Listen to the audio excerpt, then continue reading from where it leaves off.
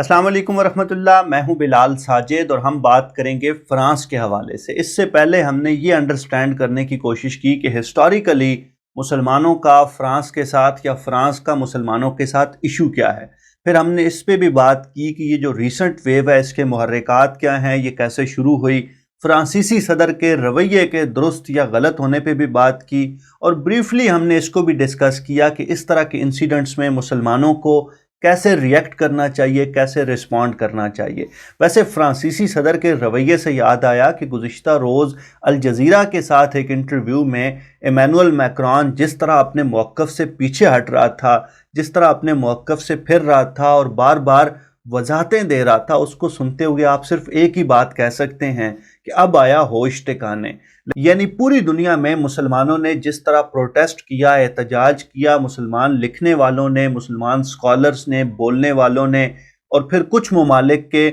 सरबराहान ने, टर्की के president Tayyip Erdogan ने, खुद पाकिस्तान के प्राइम मिनिस्टर इमरान खान ने और बाकी कुछ ममालिक के लोगों ने जिस तरह फ्रांस को शट अप कॉल दी, तो उससे साफ महसूस हो रहा था कि इस वक्त सबसे ज़्यादा प्रेशर में अगर कोई शख्स है तो वो इमैनुअल मैक्रॉन है। और अल जज़ीरा के साथ इंटरव्यू में जिस तरह वो डिफेंसिव हो रहा था, जिस तरह बार बार वो मुकर रहा था अपने मौक़िफ़ से और वजाहतें पेश कर रहा था, तो मुझे वो शेर याद आ रहा था कि बख्त के तख्त से यकलख्त उतारा हुआ शख्स, ये बेचारा तो खेलने से पहले ही हार गया। तो मैं आपको ये रिकमेंड करूँगा कि आप वो इंटरव्यू ज़रूर देखें। बेबसी के साथ, बेचारगी के साथ फ्रांसीसी सदर को डिफेंसिव होते हुए देखना वैसे ही दिली तस्कीन का बायस बनता है। लेकिन आज के इस वीलॉग में हम जो बात अंडरस्टैंड करने की कोशिश करेंगे वो इस पूरे इशू का, बल्कि इस तरह के तमाम इंसिडेंट्स की कोर है। और अगर आप किसी यूरोपियन से पूछें, यहाँ के किसी मुल्क के प्रेसिडेंट से, प्राइम मिनिस्टर से पूछें कि यार ये जो हर 6 महीने बाद तुम्हारे पेट में मरोड़ उठता है और तुम इस तरह की कोई ना कोई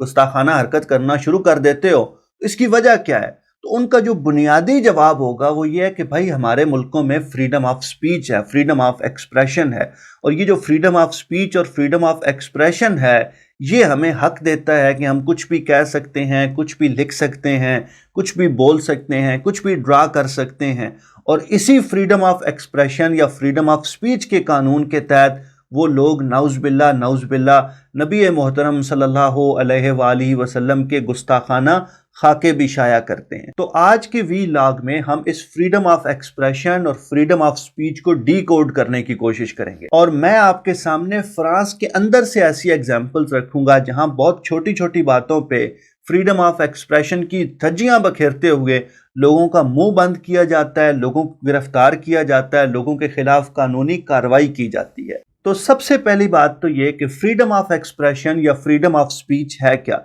यूनाइटेड नेशंस का universal declaration of human rights यानी इंसानों के हुकूक का एक आफाकी कानून, एक आफाकी नज़रिया जो तमाम नेशंस पे लागू होता है, उसके तहत इंसानों के कुछ बुनियादी हुकूक तय कर दिए गए। इस universal declaration of human rights के आर्टिकल 19 के तहत तमाम इंसानों को ये हक हासिल है कि वो कोई भी बात कह सकते हैं, कुछ भी लिख सकते हैं, कुछ भी बोल सकते हैं, बग़ैर किसी खौफ के, बग़ैर किसी इंटरफियरेंस के, बग़ैर किसी इंटरवेंशन के। तो ये वो बुनियादी कॉन्सेप्ट है जो फ्रीडम ऑफ स्पीच का मौजूद है universal declaration of human rights के तहत। लेकिन प्रॉब्लम ये है, और ये वो बात है जो बहुत से लोग अंडरस्टैंड भी नहीं करते और बहुत से लोग मेंशन भी नहीं करते, कि इसी आर्टिकल 19 ने फ्रीडम ऑफ स्पीच या फ्रीडम ऑफ एक्सप्रेशन की कुछ लिमिटेशंस तय कर दी हैं। और उन लिमिटेशंस को अंडरस्टैंड करना बहुत ईजी है। मेरी आज़ादी, मेरा फ्रीडम वहाँ पे ख़त्म हो जाता है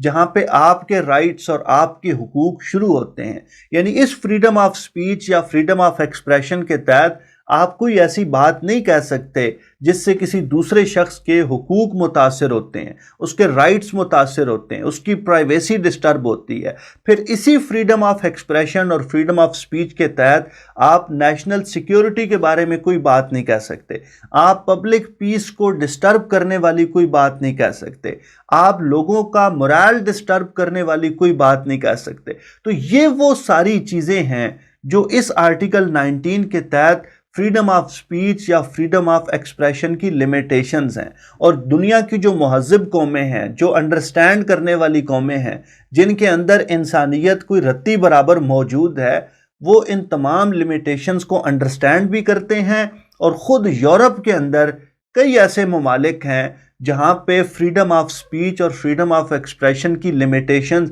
طے بھی ہیں اور ایکسرسائز بھی کی جاتی ہیں۔ یعنی باقی ممالک کی تو آپ ایگزامپل ہی نہ لیں، آپ خود فرانس کے اندر، یعنی فرانس جو فریڈم آف ایکسپریشن کا سب سے بڑا چیمپئن بنا پھرتا ہے، اور اس فریڈم آف ایکسپریشن کے تحت 1.8 بلین مسلمانوں کے جذبات کے ساتھ کھلواڑ کر رہا ہے، آپ اس فرانس کے اندر سے ایسی کئی مثالیں ڈھونڈ سکتے ہیں جہاں آپ کو فریڈم آف ایکسپریشن یا فریڈم آف سپیچ کی لمیٹیشنز ایکسرسائز ہوتی نظر آئیں گی۔ آپ فرانس کے اندر بھی نیرو ڈاؤن کریں اور اس میگزین کو ڈسکس کیجئے، اور یہ پہلی ایگزامپل ہے فرانس کے اندر جو میں آپ کے سامنے رکھنا چاہتا ہوں۔ اس میگزین کو ڈسکس کیجئے جس نے یہ گستاخانہ خاکے بنائے، اللہ کے نبی صلی اللہ علیہ وآلہ وسلم کی گستاخی کی۔ اس میگزین نے 2009 کے اندر اپنے ایک کالمسٹ کو اس بنیاد پہ فائر کیا کہ اس کے لکھے گئے ایک کالم سے کسی ایک فقرے کو اچک کر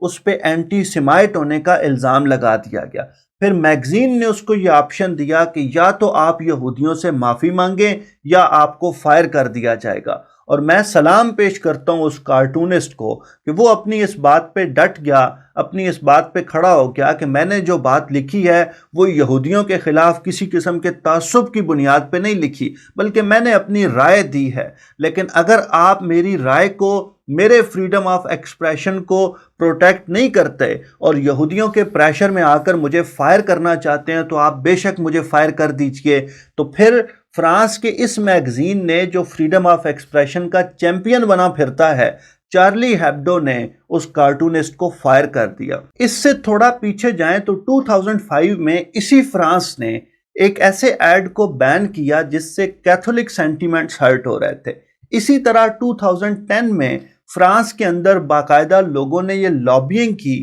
کہ یہ قانون بنایا جائے کہ جو BDS موومنٹ ہے، جو فلسطینیوں کی جانب سے اسرائیل کے خلاف BDS موومنٹ ہے، بائیکاٹ، ڈائیویسٹ اینڈ سینکشنز، یہ جو موومنٹ ہے اس کو انلیگل قرار دیا جائے فرانس کے اندر۔ پھر 2015 میں جب چارلی ہیبڈو پہ اٹیک ہوئے اور فرانس نے بڑے پیمانے پہ ایک کریک ڈاؤن کیا، تو فرانس کے اندر ایک کامیڈین تھا جس نے آئی ایم چارلی کا جو ہیش ٹیگ تھا اس کا مذاق اڑایا۔ تو صرف اس مذاق اڑانے کی وجہ سے، یعنی ایک شخص ہے جو کامیڈین ہے اور اس کا کام ہی یہ ہے کہ وہ لوگوں پہ جگتیں کرتا ہے، لوگوں کا مذاق اڑاتا ہے، تو صرف اس ہیش ٹیگ کا مذاق اڑانے کی وجہ سے اس کامیڈین کو گرفتار کیا گیا، جو فرانس میں نیشنل لیول کی نیوز بنی۔ اسی طرح ایک مسلمان بچے کو اس وجہ سے اریسٹ کیا گیا کہ اس نے چارلی ہیبڈو کا کور میگزین فوٹو شاپ کیا، اور جہاں پہ چارلی ہیبڈو نے قرآن دکھایا تھا وہاں پہ اس نے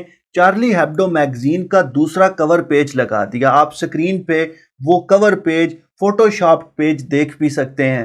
کل ملا کے 2015 کے اٹیک کے بعد 84 اریسٹ کیے گئے فرانس کے اندر، اور بلیم یہ دیا گیا کہ آپ لوگ ٹیررزم کو جسٹیفائی کرتے ہیں، آپ لوگ ٹیررسٹس کی حمایت کرتے ہیں، لیکن freedom of speech, freedom of expression جیسے نعرے نہیں لگائے گئے، اور وہ کامیڈین جو آئی ایم چارلی جیسے ہیش ٹیگ کا مذاق اڑا رہا تھا، اس کے فریڈم آف ایکسپریشن کے رائٹ کو پروٹیکٹ نہیں کیا گیا۔ اب اگر آپ فرانس کے قانون کے اندر جا کے دیکھیں تو وہ جو میں نے پہلے لمیٹیشنز عرض کی ہیں فریڈم آف ایکسپریشن کی، فریڈم آف سپیچ کی، تو وہ ساری لمیٹیشنز فرانس کے قانون کے اندر بھی موجود ہیں، اور فرانس کے لوگ یہ کہتے ہیں کہ اگر آپ کسی انڈیویجول کو ہرٹ کر رہے ہیں، کسی شخص کو نقصان پہنچا رہے ہیں، تو پھر آپ کا فریڈم آف ایکسپریشن اور فریڈم آف سپیچ کا رائٹ کرب کر لیا جائے گا، اس کو ختم کر دیا جائے گا۔ اب میرا سوال یہ ہے کہ اگر کسی ایک انڈیویجول کے رائٹس وائیولیٹ کرنے پہ فریڈم آف ایکسپریشن کو پاز پہ لگایا جا سکتا ہے، تو کیا 1.8 بلین مسلمانوں کے جذبات کی کوئی حیثیت نہیں ہے کہ وہ آپ سے بار بار ایک بات کہہ رہے ہیں کہ یار ہم اپنے نبی کی گستاخی برداشت کرنے پہ تیار نہیں ہیں، ہم کسی صورت میں آپ کو فریڈم آف ایکسپریشن یا فریڈم آف سپیچ کی چھتری تلے یہ اجازت نہیں دے سکتے کہ آپ ہمارے نبی کے خاکے بنائیں یا ہمارے نبی کی شان میں گستاخی کریں۔ اور وہ 1.8 بلین مسلمان چیخ چیخ کے یہ بات بھی کہہ رہے ہیں کہ اگر ہم 1.8 بلین کو مارنا چاہتے ہیں مار دیں، لیکن ہمارے نبی کی شان میں گستاخی نہ کیجئے، تو کیا یہ بات کم ہے؟ یعنی کسی سینسیبل آدمی کو یہ بات سمجھ آ جائے گی کہ نہیں یار، اگر 1.8 ملین مسلمان ایک بات کہہ رہے ہیں تو ہم ہی بندے کے پتر بن جائیں، اور یہ جو لیمیٹیشنز ہم نے نیشنل سیکیورٹی کی بنیاد پہ، پبلک پیس کی بنیاد پہ، انڈیویجول رائٹس کی بنیاد پہ طے کی ہوئی ہیں، ان لیمیٹیشنز کو ہم ایکسٹینڈ کریں اور مسلمانوں کے، بلکہ صرف مسلمانوں کے نہیں، کسی بھی آفاقی مذہب کے بڑوں کے لیے بھی اس کو مخصوص کر دیں۔ اور ایسا نہیں ہے کہ لوگوں کو یہ بات سمجھ نہیں آتی۔ میں ایک بڑی انٹرسٹنگ بات آپ کے سامنے رکھوں گا۔ اس ویلاگ کی تیاری کے دوران میرے علم میں یہ بات آئی کہ یورپ کے اندر کئی ایسے ممالک ہیں جہاں پہ گستاخی رسول، اور صرف ہمارے نبی کی نہیں بلکہ کسی بھی رسول کی، چاہے حضرت عیسیٰ علیہ السلام ہوں یا کسی دوسرے مذہب کے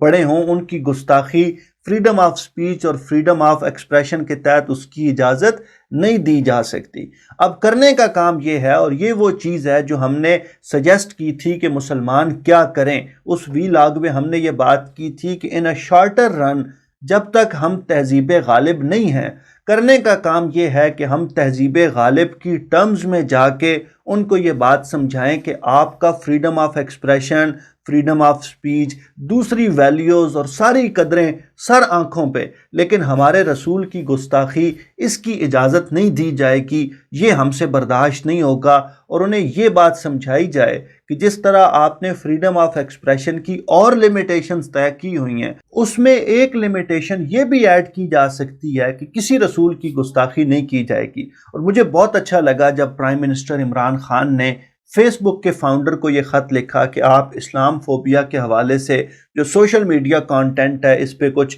بات کریں۔ پھر انہوں نے OIC کے جتنے ممبر مسلم ممالک ہیں ان کو یہ خط لکھا کہ وہ فرانس کے حوالے سے ایک مشترکہ لاہ عمل بنائیں۔ میں یہ بھی چاہتا ہوں کہ prime minister Imran Khan Europe میں اور ویسٹ میں آ کے یہ مقدمہ لڑیں، اور یہ بات میں اس لیے کہتا ہوں کہ پوری مسلم دنیا میں جتنے ہمارے حکمران ہیں ان میں سے سب سے اچھی اگر کسی شخص کی ویسٹ کی انڈرسٹینڈنگ ہے تو یا وہ طیب اردگان صاحب ہیں یا عمران خان صاحب ہیں۔ اور خان صاحب کو یہ ایڈوانٹیج بھی حاصل ہے کہ خان صاحب کا جو چہرہ ہے ویسٹ میں وہ بہت خوبصورت ہے، وہ بہت اچھا ہے، تو خان صاحب اپنا مقدمہ بہت اچھے انداز میں لڑ سکتے ہیں۔ کبھی کبھی میرے ذہن میں یہ بھی خیال آتا ہے کہ کاش کوئی شخص خان صاحب کو یہ سمجھائے کہ یار چھڈو پرائم منسٹریاں شنسٹریاں، تو تو پہلے بھی بڑے پرائم منسٹر آئے اور آپ کے بعد بھی بڑے پرائم منسٹر آئیں گے۔ یہ وہ کام ہے جو آپ کر سکتے ہیں، اور یہ وہ کام ہے جو آپ کو کرنا چاہیے کہ آپ ویسٹ کے لوگوں کو، یورپ اور امریکہ میں بیٹھے لوگوں کو یہ بات سمجھائیں کہ گستاخی رسول فریڈم آف ایکسپریشن اور فریڈم آف سپیچ کے تحت کور نہیں ہو سکتی۔ آپ لوگ اس حوالے سے کیا سوچتے ہیں؟ ہمیں ضرور بتائیے۔ بہت شکریہ۔